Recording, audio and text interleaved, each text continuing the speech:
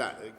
Siamo ora al messaggio del Capo dello Stato nella giornata contro le mine. Occorre fermare le guerre e affermare valori di civiltà, scrive appunto Sergio Mattarella. Sentiamo Luciano Gelfi.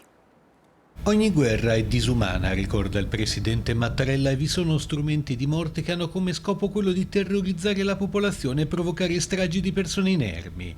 È il caso delle mine antiuomo che spesso uccidono innocenti anche anni dopo la fine dei conflitti. Per il Capo dello Stato un crimine contro l'umanità. Nella giornata promossa dall'ONU per sensibilizzare contro questo pericolo, Mattarella invita a riflettere sulla fabbricazione di queste armi particolarmente odiose e subdole usate in violazione di ogni trattato per metterle al bando.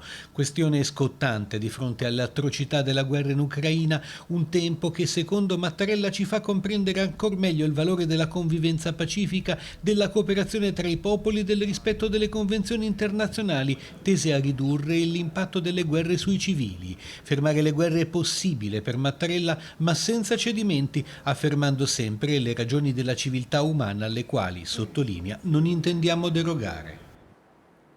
E anche Palazzo Chigi ha condannato con fermezza la strage di Bucha, ma Draghi è al lavoro anche sul fronte economico. Allo studio ci sono nuovi provvedimenti per contrastare il caro energia. Sentiamo i dettagli con Fabrizio Frullani.